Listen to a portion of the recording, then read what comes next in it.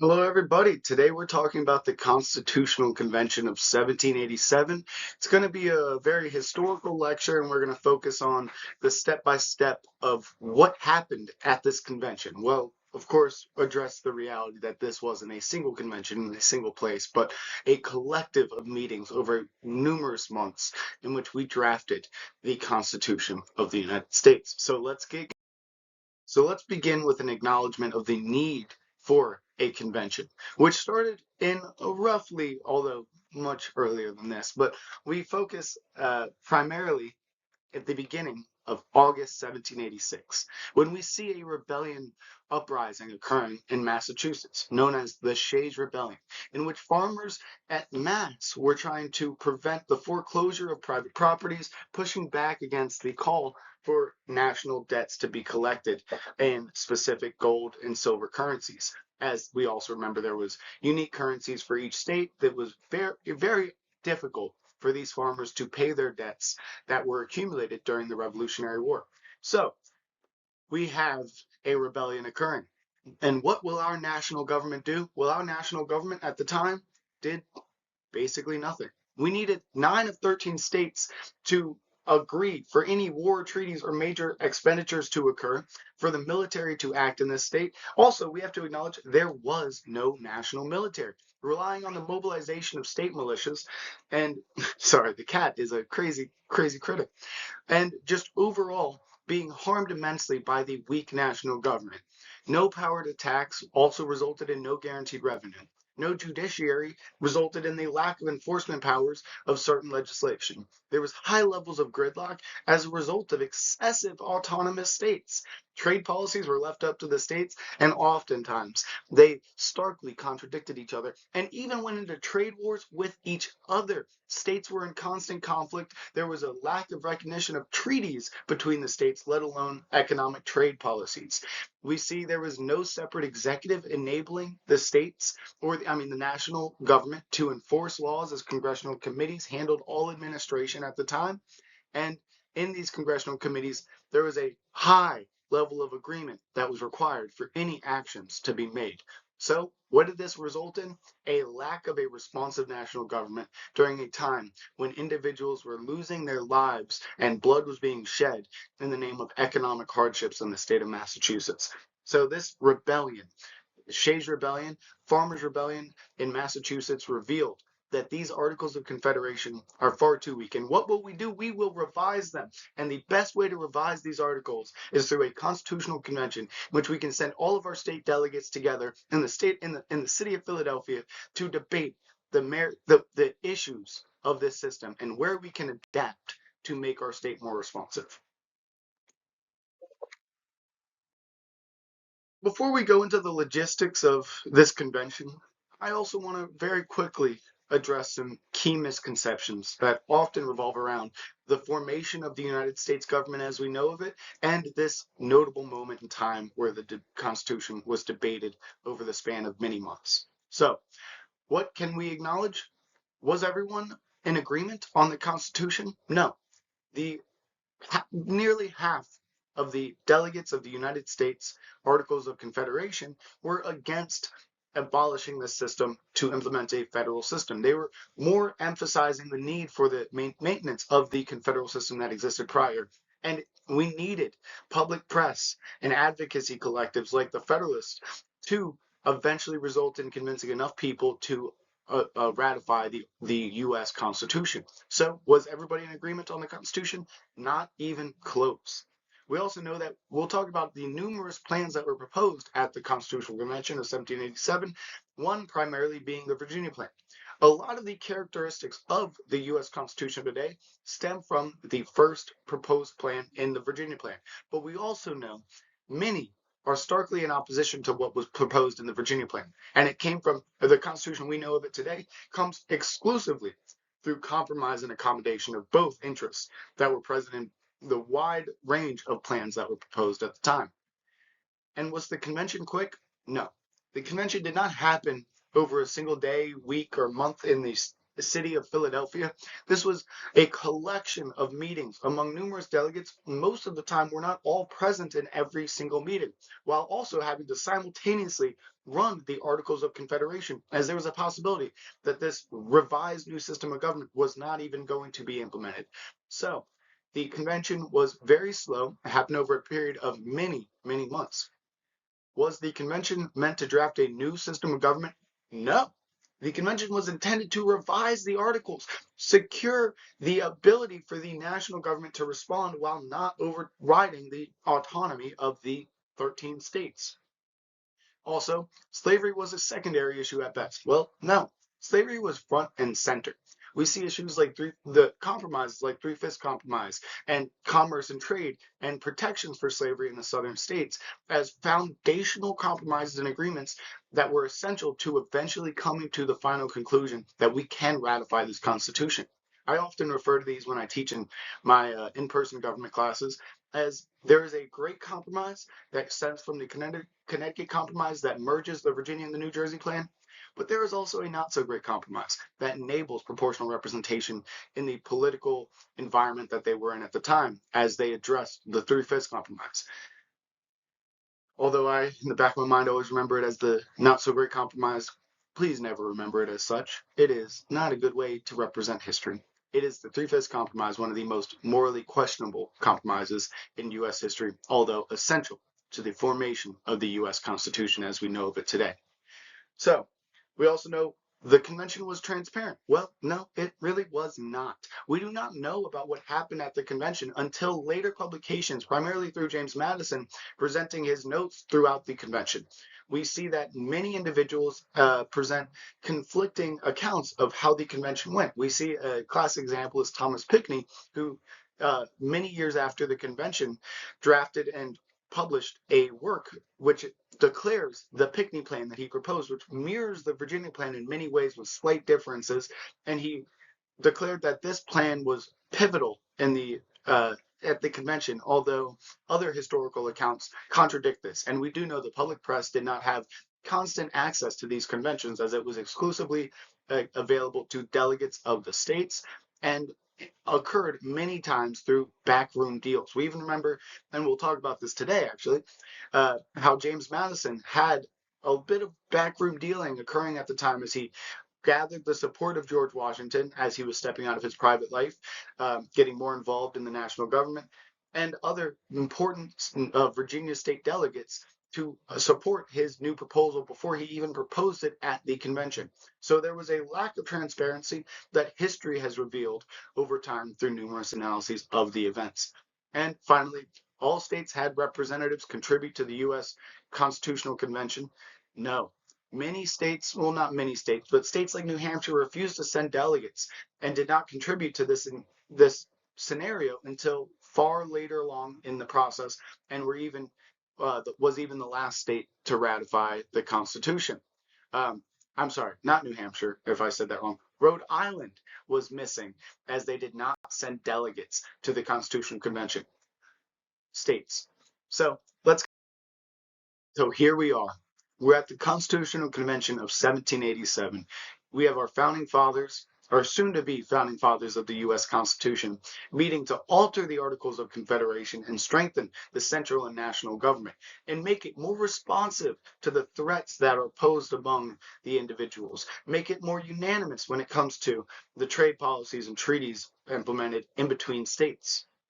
But what happened at this Constitutional Convention is that we sidestepped any revisions of the articles relatively quickly. I believe it was just 4 days into the convention when James Madison proposed the Virginia Plan and changed the narrative of the convention, which later sparked the divide between what we know today as the Federalists and Anti-Federalists. Not the first political party system, we'll talk about that in a later content lecture, but the first true ideological divide in U.S. governance between the Federalists advocating for a federal government with concentrations of power within the national executive, checks and balances, separations of powers, and the general idea of the U.S. Constitution and federal government as we know of it today, of course, far more diluted, and the Anti-Federalists, advocating for the remaining advocating for revising the Articles of Confederation and protecting this institution that we created out of a revolution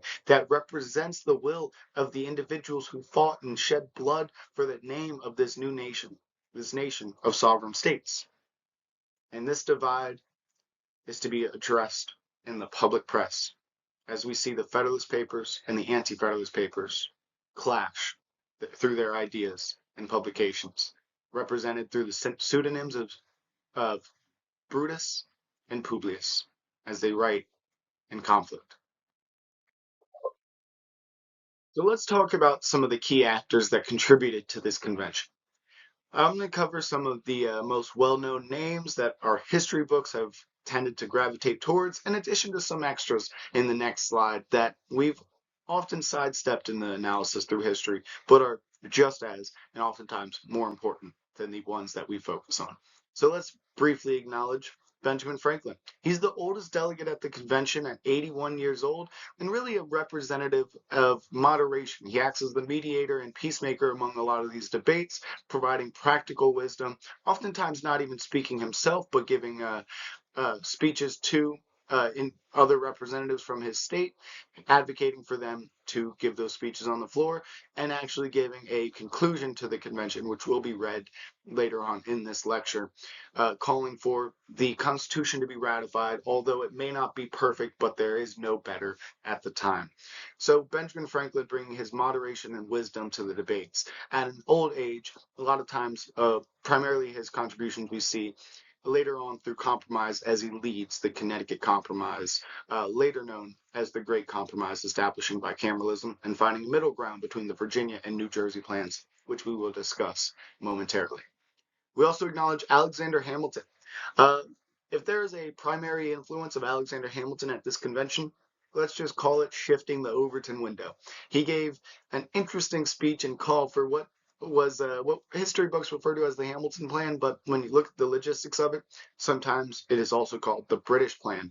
And there is a moment at the convention, which will be focused on later, as he officially puts the nail in the coffin of his ideas in the Hamilton Plan and shifts the Overton window, making the Virginia Plan far more feasible and palatable.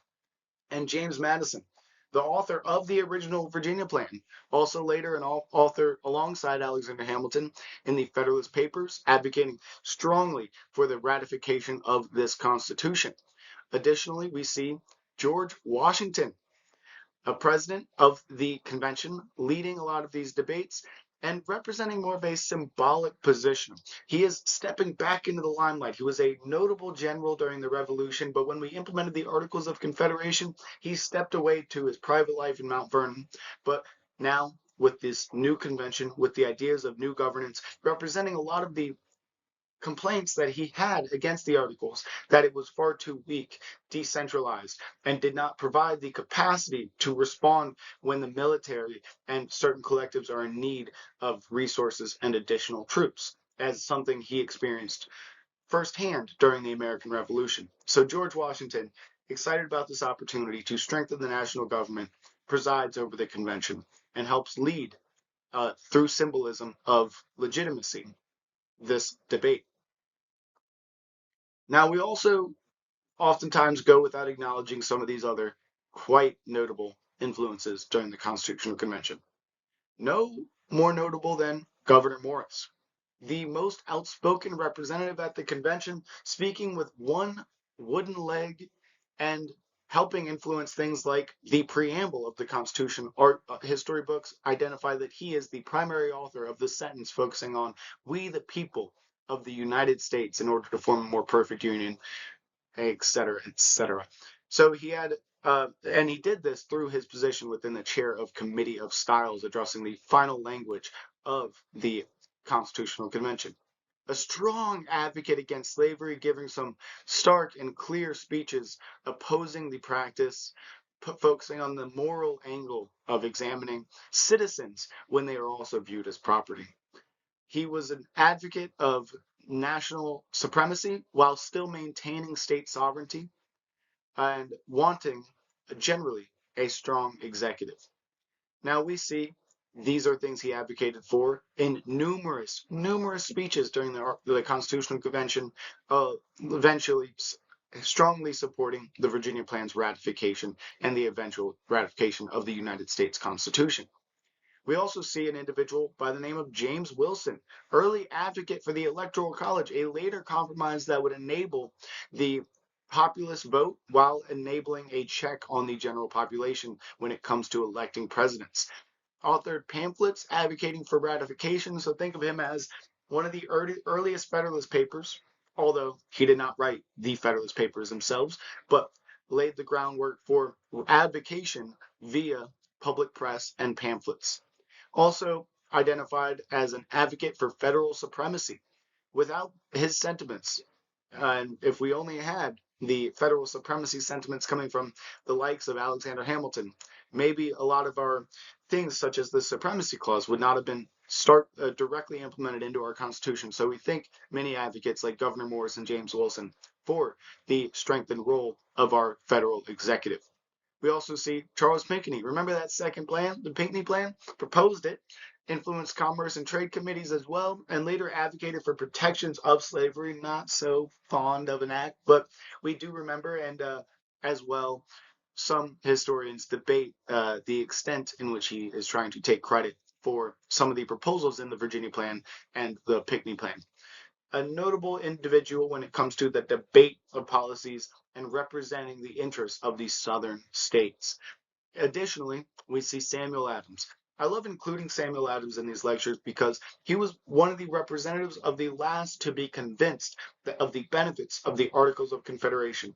Also, representing as the father of the Revolution, showing that the revolutionary sentiment is at times in conflict with the sentiment building the U.S. Constitution that creates a national government with a strong executive and power to act in any time. Well, Samuel Adams believed a lot of these structural elements would result in the trampling of state sovereignty and was a hardline advocate for maintaining the Articles of Confederation and was one of the last to eventually support the ratification of the U.S. Constitution, although he did eventually support this ratification.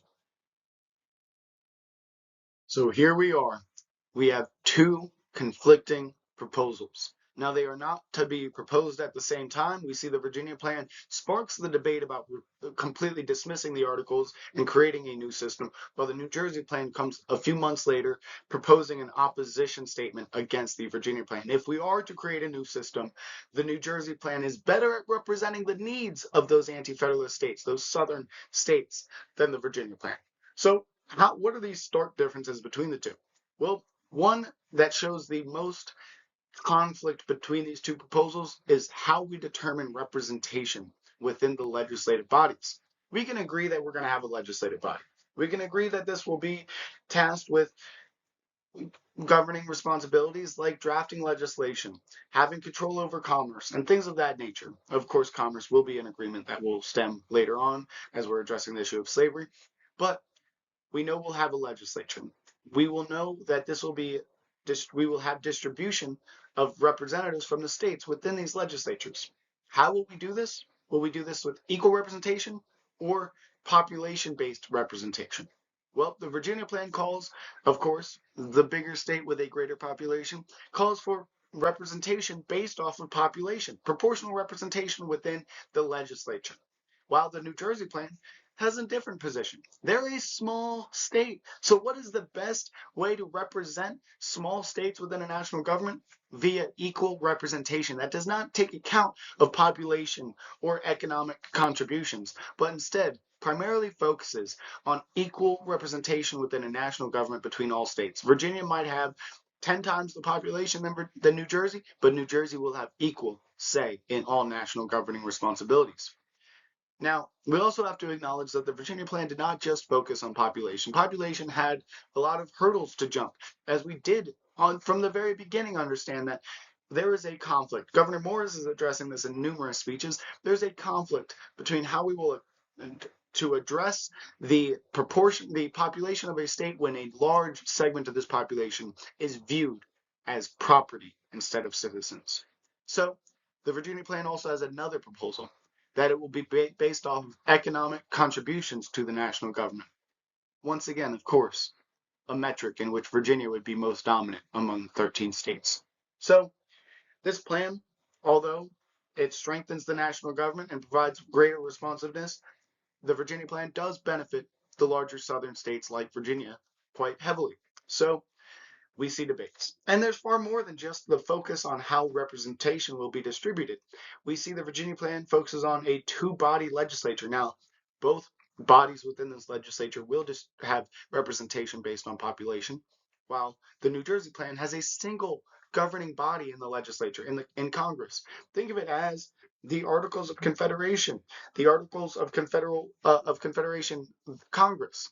So we see that this stark contrast between a bicameral proportional legislature and a unicameral equal representation legislature in these two plans. And we will need a Connecticut compromise, a great compromise, to later find the middle ground between these two. We also don't want to give them to oversimplify them. We see the Virginia plan also proposed three branches of government with checks and balances, a generally new concept at the time, inspired by the works of Montesquieu.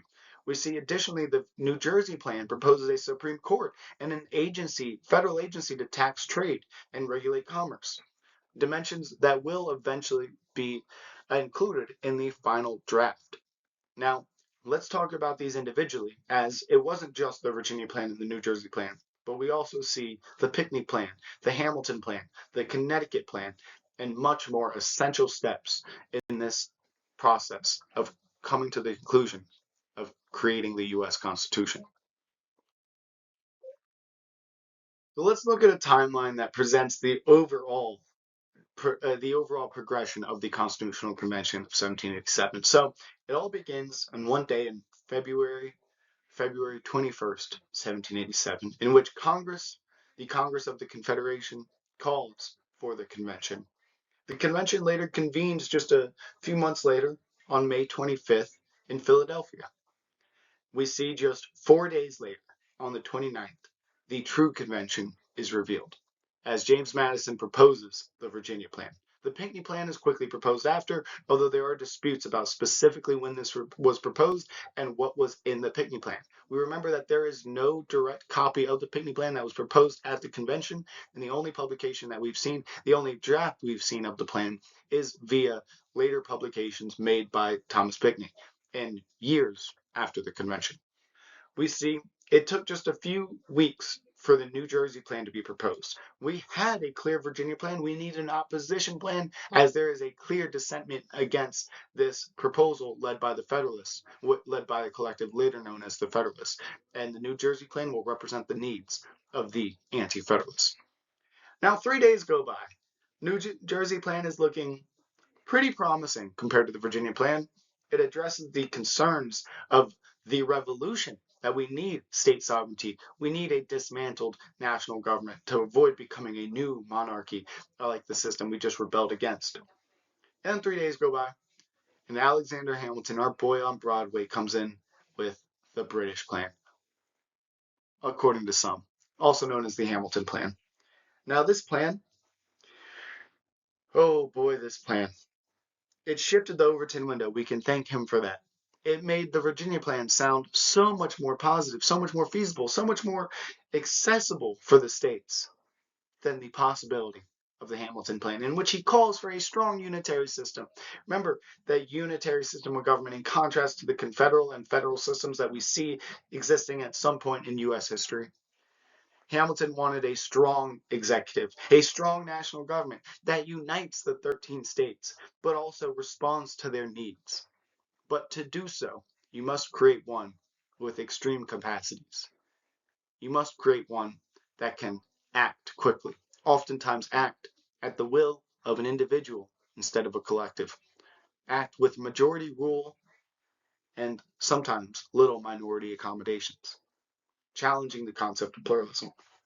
And of course, this plan met its end when he said in those last few words, the word that cannot be spoken, the Voldemort of political theory. He said the word king, the great American king.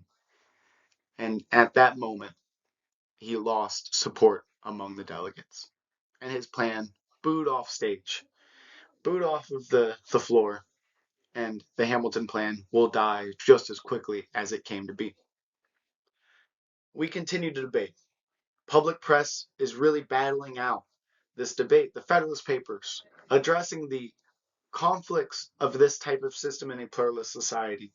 The Anti-Federalist paper calling for the rationality in this debate and maintenance of the sentiments that we encouraged during the Revolution, maintenance of the system that benefited us in many ways under the Articles. We will address the faults of that system without dismantling it, or at the least, with respecting the contributions it made to our understanding of governance. Now it's July, early July, and we see some plans coming up.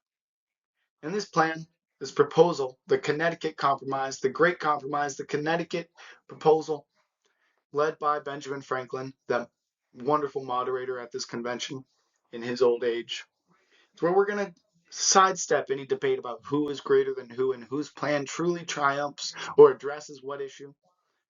And instead, we're going to debate which dimensions of each plan can come together to create a true compromising proposal. From the 2nd to the 16th, we address issues like slavery, Western lands, power and representation within national governments, supported by compromises like the not-so-great 3/5 compromise, enabling compromises like the Great Compromise establishing bicameralism. We will have a legislature divided into two, and one of these two bodies will have equal representation. We will appease the needs of New Jersey while we appease the needs of Virginia. We will have proportional representation in one of these bodies. But how will we have proportional representation when Governor Morris is pointing out the moral faults of an institution which considers individuals a part of a population, but also property when it deems them best? Well, we will be enabled to have this system by a morally questionable proposal of the 3/5 compromise that comes from the debate of the Connecticut Compromise, comes from the focus on moderation and middle ground. The 3/5 compromise will address the representation in those southern states. How will we account the enslaved population while addressing the reality that they are not fully granted citizenship in their states? We will count 3/5 of this population towards the greater population, allowing for the southern states to have somewhat adequate representation without trampling the power of the northern collective. The Connecticut Compromise gains traction, supported by the 3/5 compromise. And here we go. We enter the final stage, in which we see Governor Morris writing those notable words, "We the people," through a series of finalizing committees addressing the final text of the U.S. Constitution. We oftentimes overlook the complexity of these meetings. We remember those overarching key moments that I just pointed out, but there was far more that enabled those moments to transpire, that laid the groundwork for the conceptualization of these later proposals.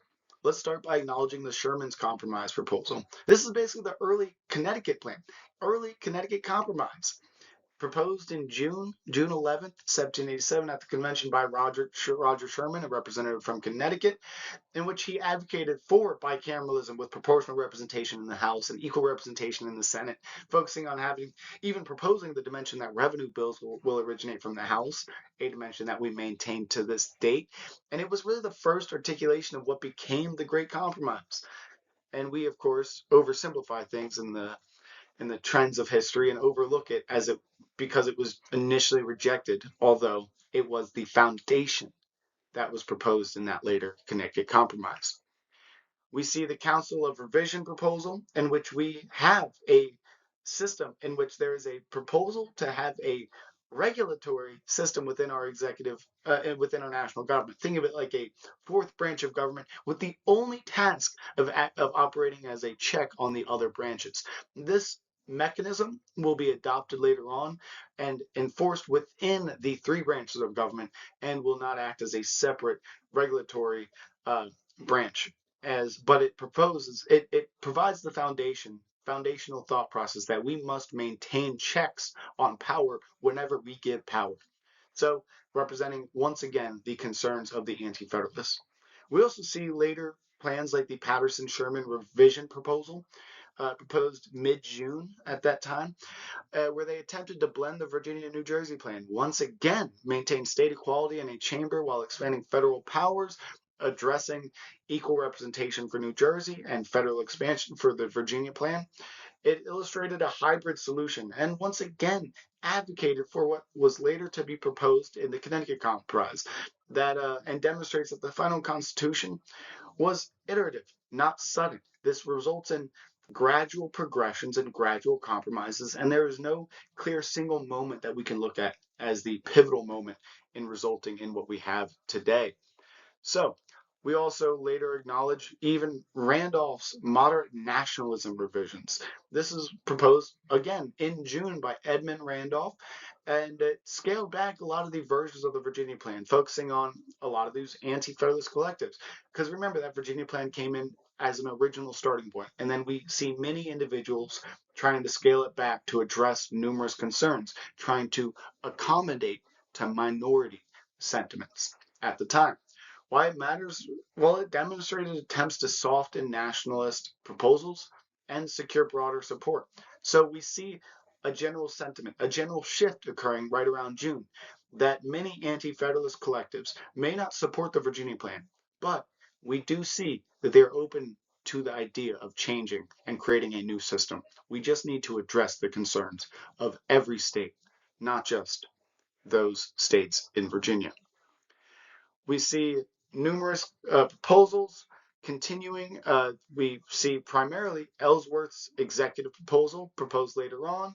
This is once we gain traction in July of 1787, proposed by, of course, Oliver Ellsworth, in which we see, again, another proposal to these general plans. We're going to have a single executive.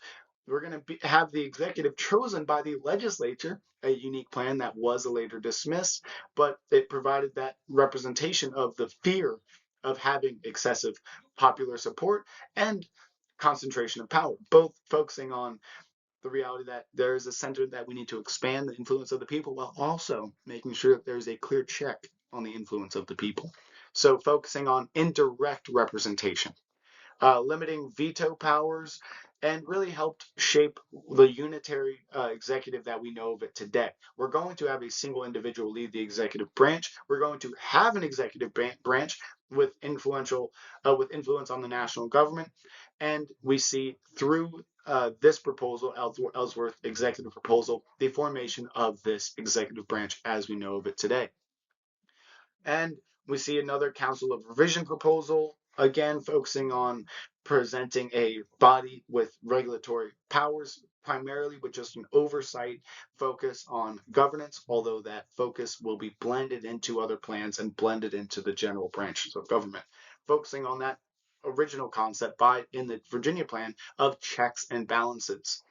So we also see a very notable proposal and compromise made that we often dismiss as part of our U.S. constitutional debates. The Electoral College Compromise, which stemmed from the Committee on Unfinished Parts. Remember, we had that committee process in which we addressed the odds and ends. We had individuals like Governor Morris drafting those final texts, as in "We the People," and we see that later on in Governor Morris's executive vision and other dimensions coming from that time period. But the Electoral College Compromise focused on indirect election of the president, a blend of federalism and popular input, focusing on proposing what we have today in a delegate system in which we elect the head of the executive through both popular support and checks on mob rule, as our founding fathers would have likely put it.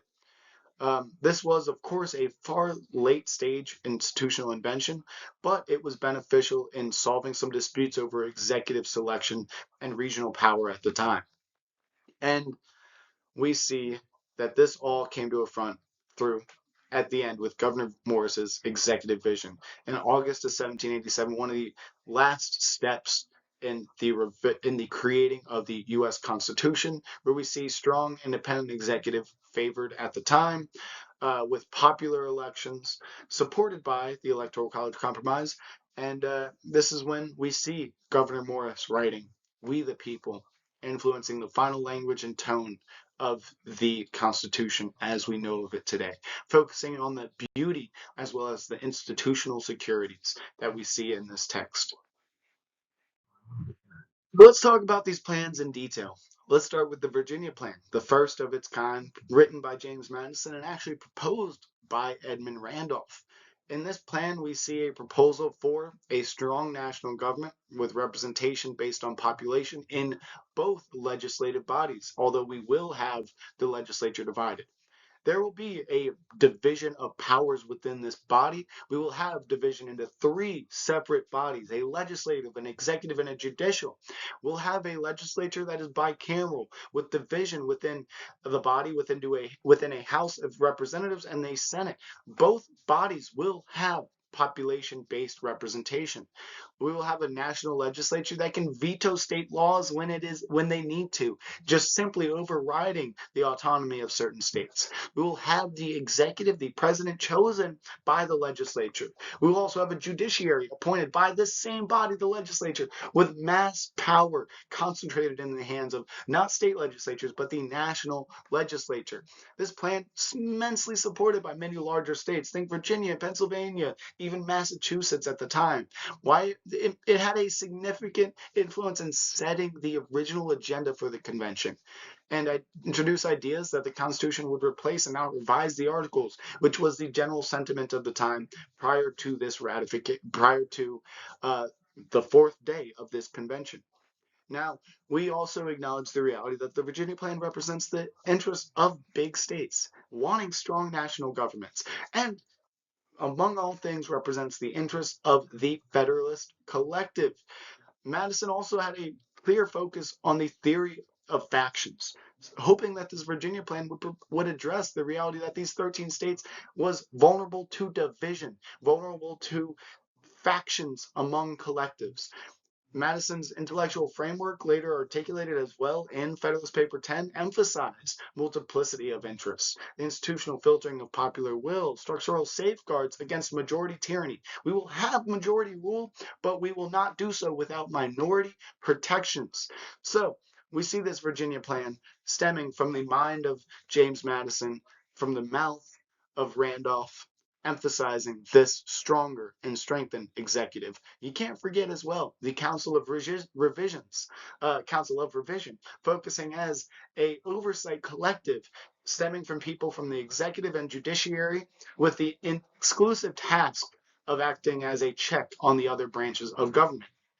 Now, when we look at this at large, we see some faults. We see that, according to the delegates at the convention, it rejected state autonomy and focused on excessive organization on the national level, shifted legitimacy away from the states, which was a focal point at the time, to the people as a whole and to national collectives, introduced judicial review through the Council of Revision that was later to be supported by Supreme Court cases like Marbury versus Madison, but we see the introduction and the conceptual framework provided in the Virginia Plan. Wasn't really a compromising proposal. It was the first, and it was a theoretical blueprint for the Constitution that we will see stemming just months later. So, we talked about it briefly in the last slide, but let's very clearly focus on what this Virginia Plan looks like. We know that there will be kind of four bodies, of course, three primary bodies of government, but there will be a fourth, a body with the sole intention of being a check on the legislature that will be comprised of individuals appointed from the executive and judicial bodies and will have veto power over legislation. Think of this as the check of power on the legislature. A lot of these powers and responsibilities are eventually in later proposals to be distributed within the executive and judicial branches, and the Council of Revision will be dismissed altogether through later debates. But there is a body of government, not included in the three overarching, but influencing the three, known as the Council of Revision. We will acknowledge that in this system, the most powerful body in the national government will be the legislature. We will have bicameralism as we divide this power within this individual body into two distinct bodies. Both of these bodies will have population-based representation, proportional representation. One body will be elected directly by the people with the power to elect the members of the second body. So both direct and indirect influence by the people of the states, allowing a check that will later be represented through the New Jersey plan and the U.S. Constitution by being ensured via equal representation. But that is not present in the Virginia plan. We acknowledge that within the legislature, the lower body must have frequent elections. Think of it as elections every 2 years, a lot like how the U.S. House of Representatives currently operates when it comes to the electoral structure. With an upper body that must serve, as they said, serve sufficiently longer terms. Again, an idea that transpired and is still consistent in the U.S. Constitution, as we have senators holding 6-year terms. And one dimension of this legislature that we know was quickly dismissed was the power of the national government to veto state legislation when it deems fit. We also have the presentation of an executive. This executive will be relatively weak and it will be appointed by the legislature. We will not have direct influence on the head of the executive, which we will later obtain indirectly via the Electoral College Compromise. But this head of the executive will be acting as the president, a title given to the head of the executive in states like New York at the time. As we can see once again, a lot of these ideas and concepts being inspired by state constitutions and state governments. Like New York, for example, had a council of revision, had a governor who acted, well, they were the president, but they acted as the governor of the state. And this council of revision stemmed from the governor and judges of the state. So interesting how we can see state constitutions inspiring the new proposal that will eventually be the national constitution. We also see the Virginia plan very vaguely calling for a single supreme tribunal with lifelong appointments, representing a lot of what we know today as the Supreme Court, as it is a single national tribunal that has, again, still lifelong appointments. So the logistics of the Virginia plan are clear. We are strengthening our national government. We will have the strongest body be the legislature, but we will have checks that are so clearly focused on within this structure that we will have a body tasked with being an oversight committee over influence within this three-body system of government. Now, we also know there was another plan acknowledged by many historians as the Pinckney Plan. Now, this was an early proposal, once again supporting a strong national government, very similar to the Virginia plan, with many key features like bicameral legislature, national veto over state laws, which will be later dismissed, executive chosen by a legislature, which will be later dismissed, a judiciary appointed by the legislature, which will kind of be slightly shifted because we will see that the judiciary will be appointed by the executive with influence by the Senate within the legislature.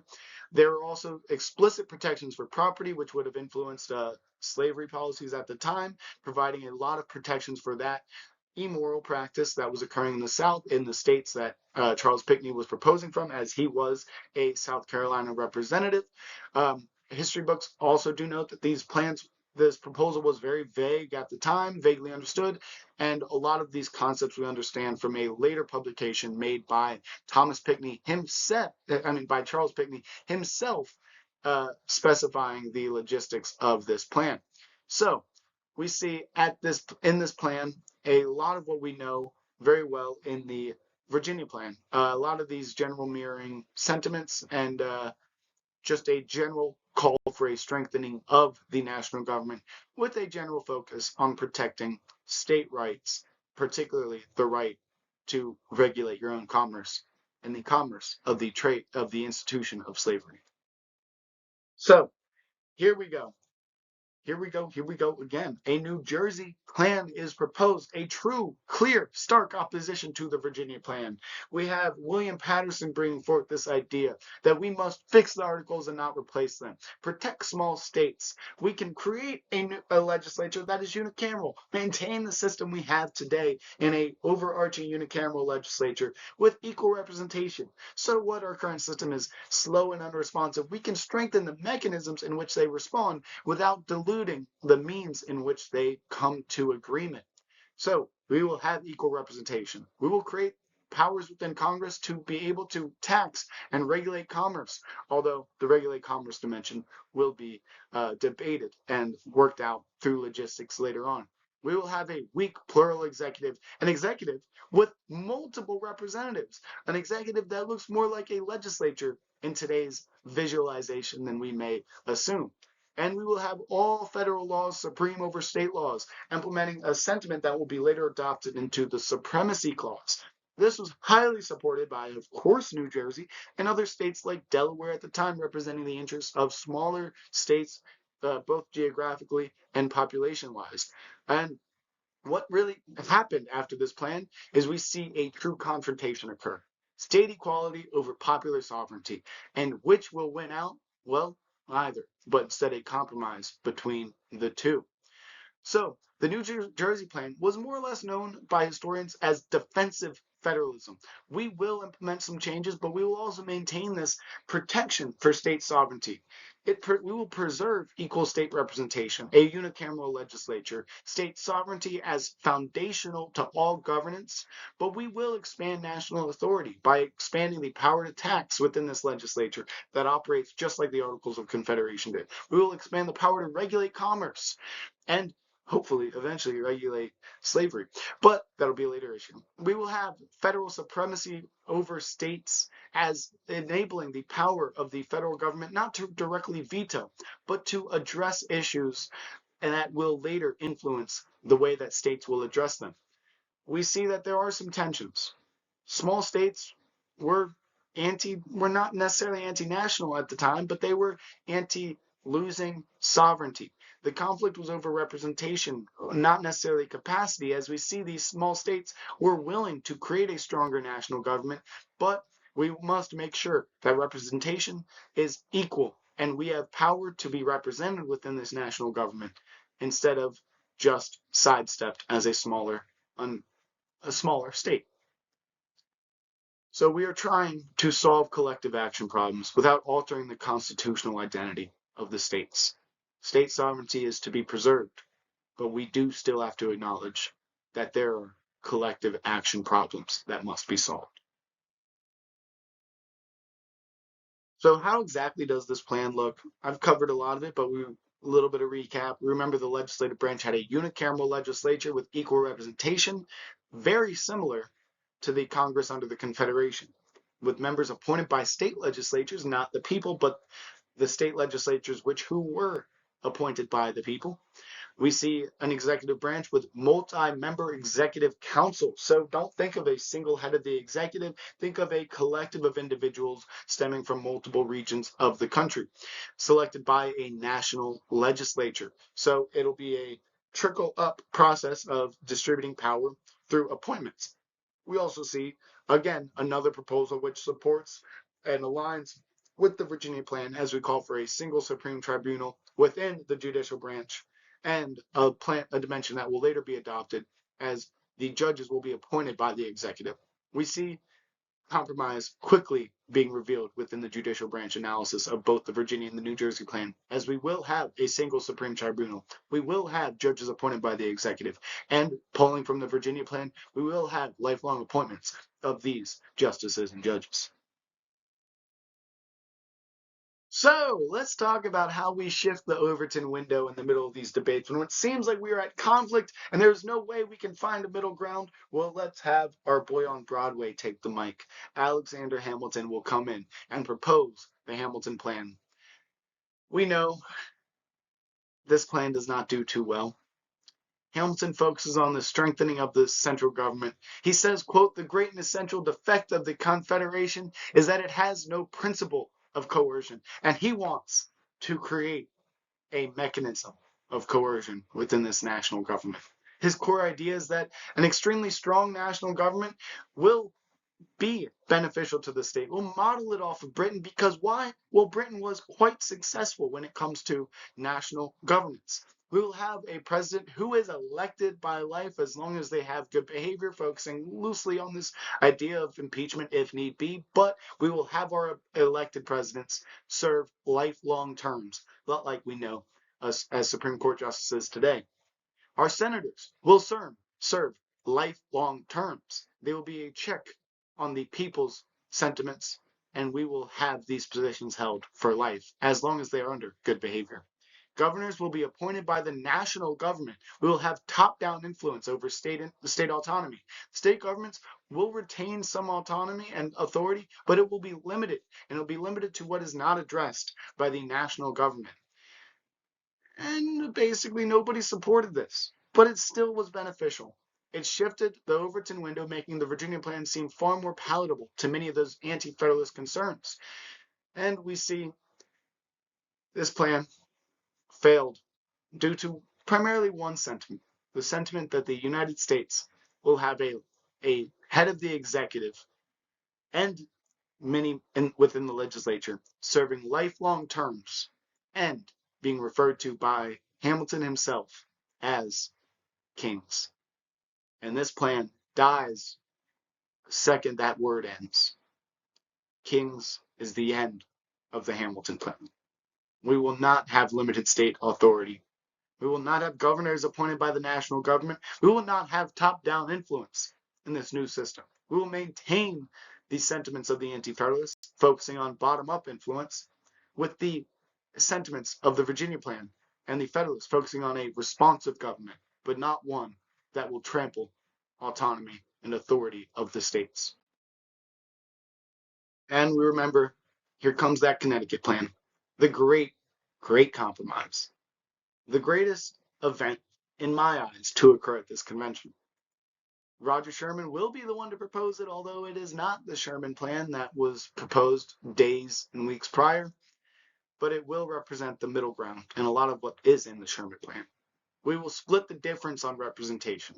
We will have bicameral legislature, but one body, the House of Representatives, will be based off of population, and the Senate, we will give equal representation. New Jersey, you will get your interests appeased.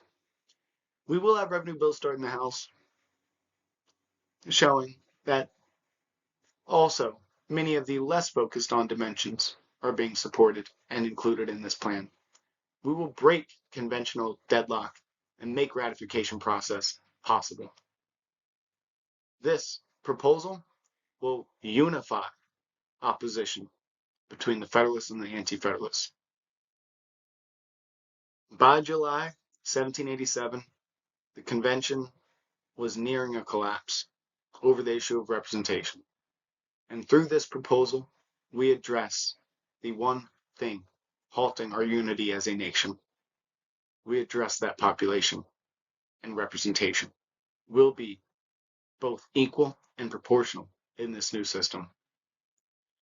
So this dual sovereignty, this concept of merging the plans, gains traction, and the Connecticut Compromise will be the first steps in truly drafting the final version of the U.S. Constitution. Now we remember this would not have happened without numerous key and pivotal compromises. We remember the Great Compromise establishing bicameralism, the Three-Fifths Compromise enabling proportional representation within the House of Representatives, enabling the creation of bicameralism, appeasing both Northern and Southern interests.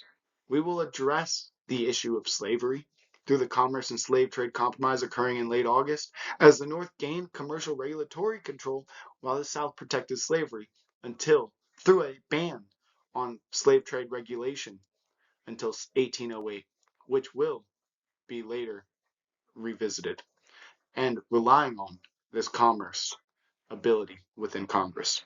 And then, of course, we cannot acknowledge key compromises without acknowledging the Electoral College Compromise, with which blended federalism and popular support, again finding middle ground in a way to elect an executive without granting absolute mob rule or without trampling state sovereignty.